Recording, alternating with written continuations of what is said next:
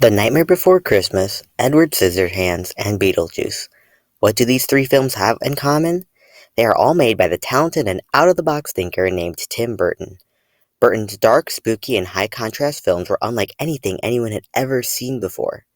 Burton's films were created with a theme that still appealed to young children, while also still adding a sense of dark and mysteriousness that also sparked the interest of older viewers as well. Today, I will be discussing the famous filmmaker Tim Burton as we dive into the mind of this magnificent creator. Timothy W. Burton was born on August 25, 1958 in Burbank, California. He was the first child born to his parents Jean and Bill Burton. He had a younger brother named Daniel, and together the boys loved to play around and do everything together. But what they really loved even more was getting to spend time with their father Bill. Once the boys got a little older, they started to draw comics together.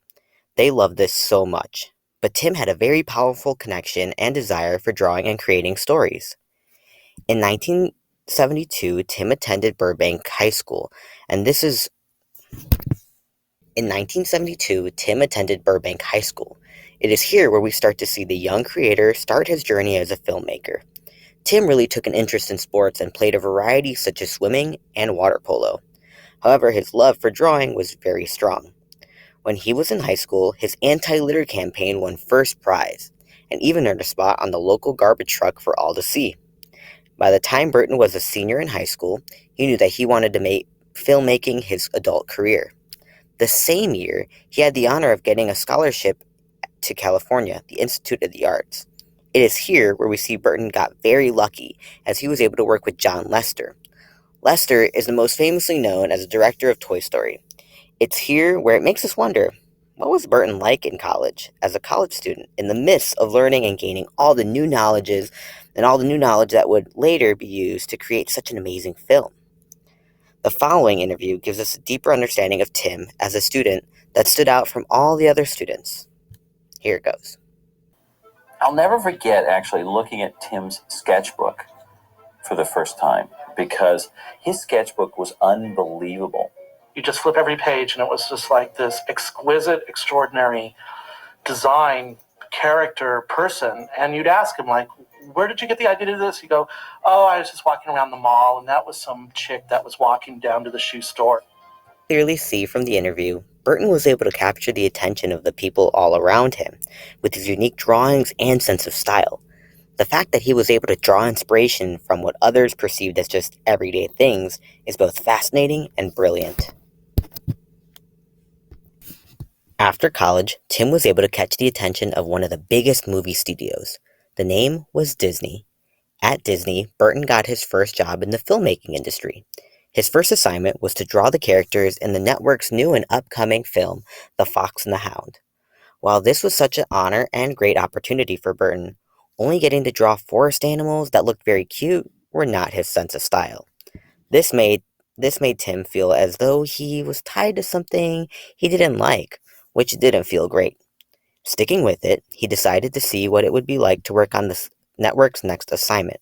However, even the next project, even though the film was not as cute and cuddly as The Fox and the Hound, Burton still ran into some trouble.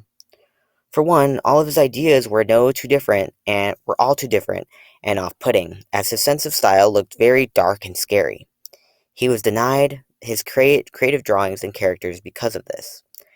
After being told multiple times that his ideas were too weird, Burton began to feel very depressed. He decided to give directing a shot, and left the job of drawing cute animals to other people. This is where Tim Burton starts his journey as a producer. After leaving Disney Studio, Burton started to make his own short films, gathering friends or anyone that would be willing to appear in his short films. Burton enjoyed this a lot, and even played some of the characters that he had written for himself. The following video shows one of the movies that Tim directed. As you watch, you can finally start to see this theme that he has, an overall style that shines through his work. Take a look.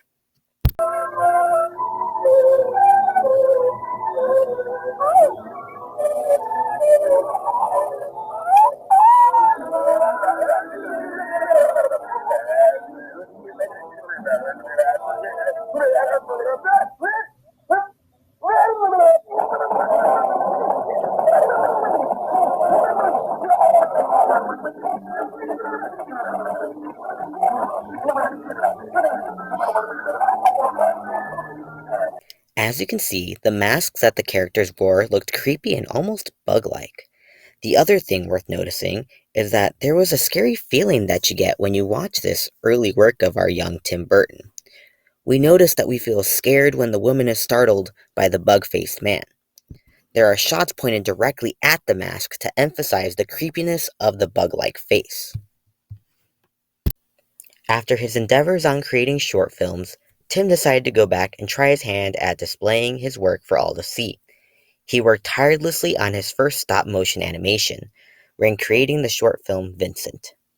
While the whole film only lasts 6 minutes, it took a whopping couple months to create the flick, using stop-motion animation.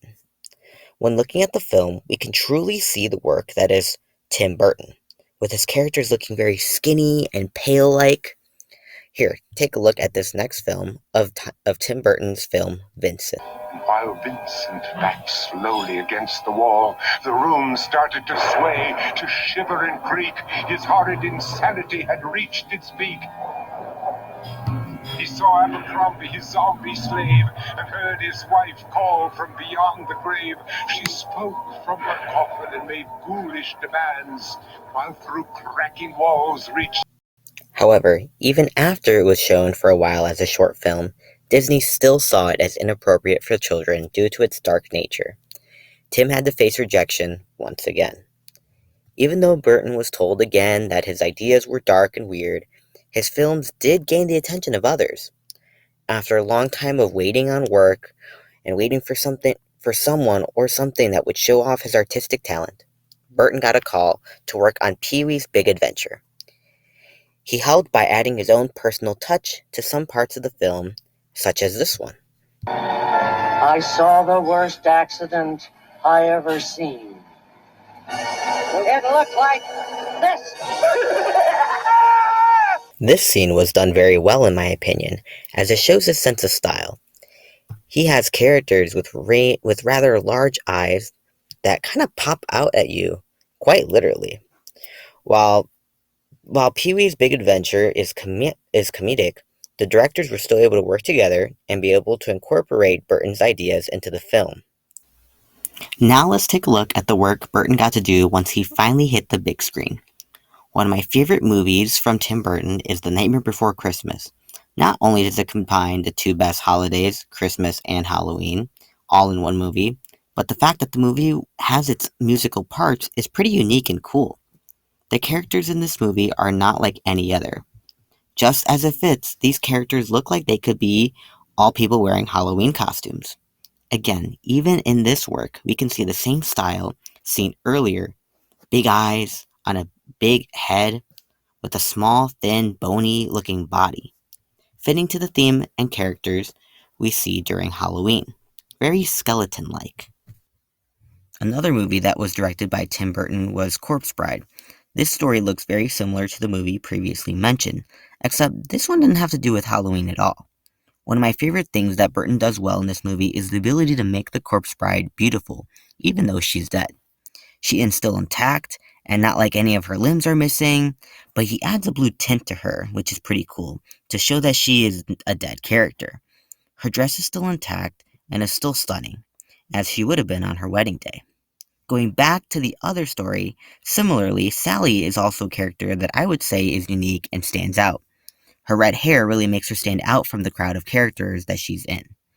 What I really like is how these two women are featured in the film. They're kind of seen as really badass women and help the main character see their points of view. And they also save the main character from some kind of trouble that they're in. The last film I wanted to talk about is Frankenweenie. First off, who doesn't love a dog in a movie? Zero, Sparky, and Scraps are all dogs featured in the movies mentioned above. In Frankenweenie, we follow Sparky, who is one of the main characters. He dies and his kid owner tries to bring him back to life, and he does so successfully. Although Sparky never talks, or none of the dogs in Tim Burton's movies ever talk, we don't need them to talk to feel a connection to them or understand how they're feeling, similarly to like dogs in real life.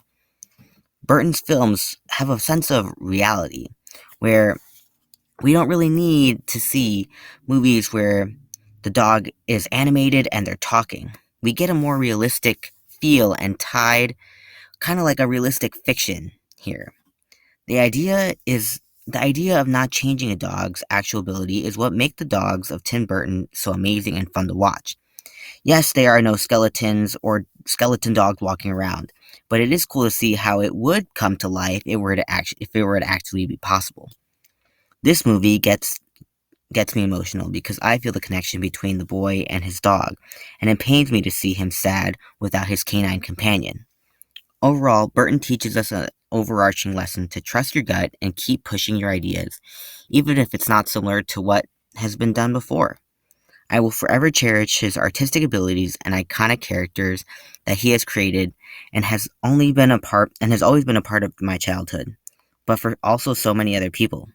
I hope you enjoyed this video and learned something new. Thank you.